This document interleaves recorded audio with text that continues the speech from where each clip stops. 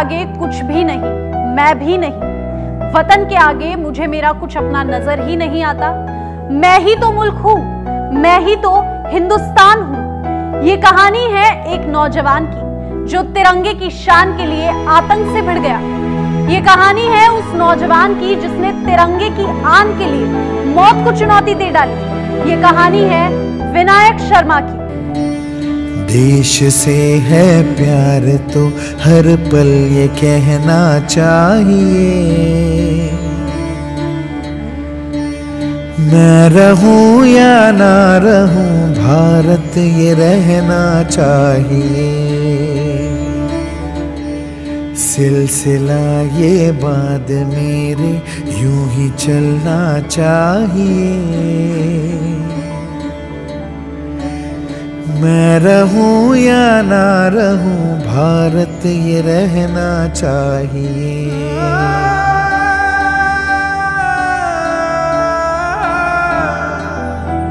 9 अक्टूबर 1993 को राजस्थान की शेरों की नगरी सवाई माधोपुर में जन्मे विनायक शर्मा ने माध्यमिक शिक्षा सवाई माधोपुर से की। बचपन से ही देश प्रेम, क्रांतिकारी और कुछ कर गुजरने के विचारों को मन में समेटे ये शेर दिल नौजवान आगे की पढ़ाई के लिए जयपुर आ गया था। कहना पड़ेगा कि इस युवा ने कम उम्र में ही ये ठान लिया था कि जहां बादलों को जिद है बिजलियां गिराने की, तो इसे भी जिद है वहीं आशिया बनाने की। वो ये बात भी जान चुका था कि उसे बस यही नहीं रुकना, उसे एक बदलाव लाना है, क्योंकि उसमें और बाकी लोगों में अगर कोई फर्क था तो सिर्फ सोच का। छात्र राजनीति में सक्रिय रहते हुए कम उम्र से ही देश की बड़ी हस्तियों से प्रोत्साहन मिलने लगा। वो इसलिए क्योंकि धरने, आंदोलन और प्रशासन तक जनता की आवाज पहुंचाने का अंदाज इतना बुलंद था कि सबका ध्यान अपनी ओर खींच लेता था। शुरू से ही जो कहा वो करके दिखाया। साल 2016 में इस नौजवान के सामने कुछ ऐसी चुनौतियां आई जिन्होंने इसके इरादों में हौसलों की चिंगारी लगा दी। दरअसल साल 2016 में NIT श्रीनगर में लाठीचार्ज का मामला पूरे देश में सुर्खियों में छाया हुआ था। कॉलेज कैंपस में तिरंगा फहराने के लिए कई स्टूडेंट्स पर FIR हुई और उनको हिरासत में लिया गया। भारतीय युवाओं और तिरंगे का ये अपमान देख विनायक शर्मा की रगों में आग सी उबल गई। सोचा कि कश्मीर सिर्फ एक जमीन का टुकड़ा नहीं बल्कि हिंदुस्तान के सर का ताज है। इसके दिल ने कहा कि बाजी भी लगा जाऊंगा जान की जब बात आएगी मेरे हिंदुस्तान की। हजारों की तादाद में युवाओं को अपने संग लेकर चल रहे इस नौजवान ने NIT के छात्रों के हित में ऐसी लड़ाई लड़ी कि बड़े से बड़े अखबार और नेशनल मीडिया ने इस मुद्दे को बड़े स्तर पर कवर किया। इस नौजवान की आवाज प्रशासन के कानों तक इस कदर पहुंची कि मजबूरन पुलिस को छात्रों पर दर्ज की गई FIR वापस लेनी पड़ी और उनके लिए सुरक्षा के इंतजाम भी किए गए। इसके बावजूद वहां के छात्रों में आतंकवाद का डर बना रहता था। बस इस डर को ही हर भारतीय के दिल में से हमेशा हमेशा के लिए खत्म करने की इस नौजवान ने ठानी थी। वतन के लिए मोहब्बत ऐसी कि सोचा जिस मिट्टी में जन्म लिया अगर उस मिट्टी की रक्षा के लिए मिट्टी में भी मिल जाना पड़े तो तैयार हूं मैं।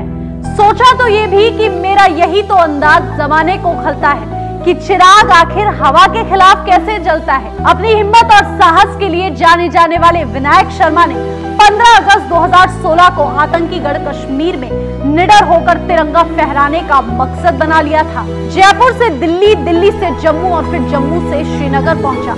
हम सब इस बात से वाकिफ हैं कि आज कश्मीर जितना सुरक्षित दिखाई देता है उतना पहले बिल्कुल नहीं था।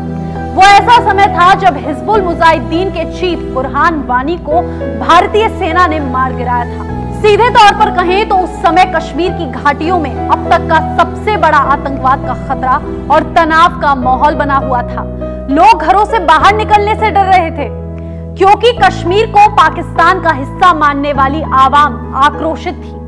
ऐसी स्थिति में भी इस नौजवान का इरादा एक क्षण के लिए भी नहीं डगमगाया और ये अपने मकसद की ओर लगातार आगे बढ़ता चला गया। भारत माता के सम्मान और तिरंगे की शान के लिए आतंकवाद से भिड़ने निकल पड़ा। दुश्मनों की निगाहों के सामने हाथ में तिरंगे को थामे चल रहे विनायक शर्मा और इसके साथियों पर कुछ देर आगे बढ़ने के बाद रोड के उस ओर खड़े कुछ अलगाववादियों ने पथराव शुरू कर दिया था। लेकिन इस नौजवान के हौसले तस से मस नहीं हुए। इसने सबको बता दिया कि मंजिल के मंजर पर हिम्मत की हुकूमत चलती है। कुछ देर आगे चलने के बाद अब पुलवामा जिले का वो गांव आ चुका था जो हिजबुल मुजाहिदीन के चीफ बुरहान वानी का था। इस जगह का नाम था त्राल। ये आतंक का वो गढ़ था जहां की आवाम में हिंदुस्तानियों के प्रति भारी रोष था। ऐसी जगह जहां कोई तिरंगा लहराना तो दूर, जय हिंद बोलने से भी कांप रहा था। जिस जगह सबको मौत इतने करीब से आती हुई नजर आ रही थी, वहां विनायक को एक अवसर नजर आ रहा था।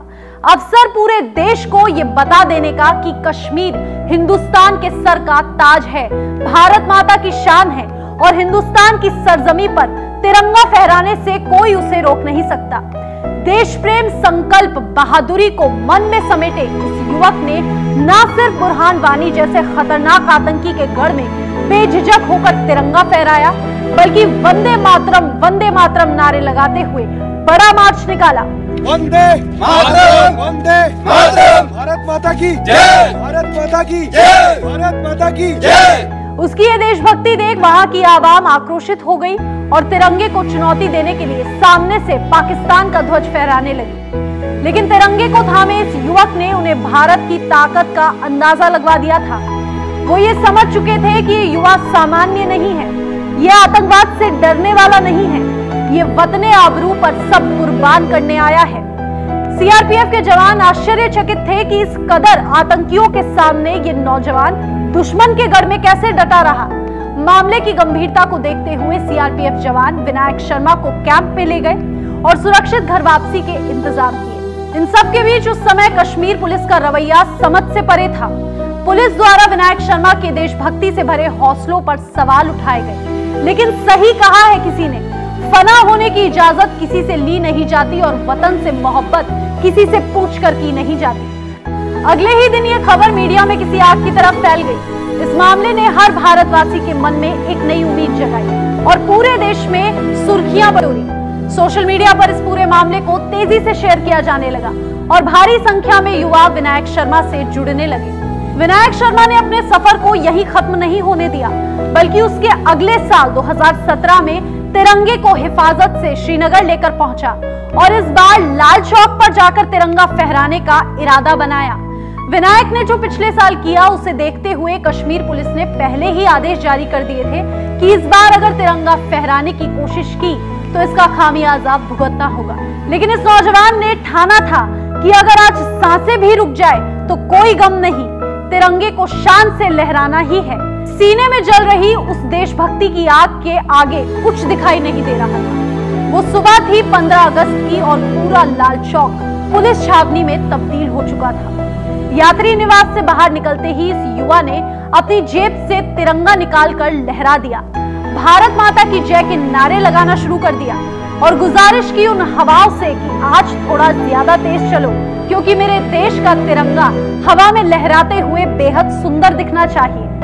ये देख कश्मीर पुलिस विनायक की ओर बढ़ी और लाठियां बरसाना शुरू कर दिया। कुछ ही देर में विनायक लहूलुहान हो गया, लेकिन हाथ से तिरंगा नहीं छूटा।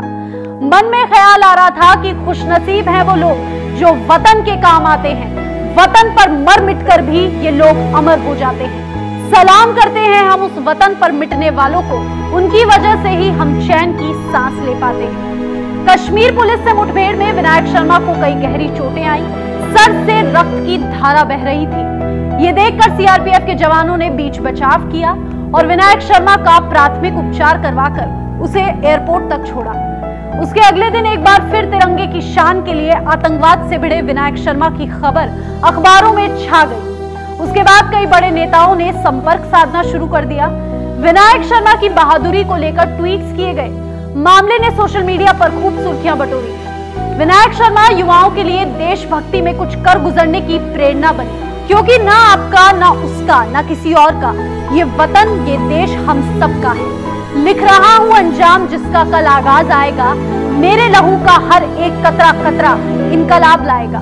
करता हूं भारत माता से गुजारिश हमेशा यही कि तेरी भक्ति के सिवा कोई बंदगी ना मिले, हर जन्म मिले हिंदुस्तान की पावन धरती पर, या फिर कभी दोबारा मुझे जिंदगी ही ना मिले।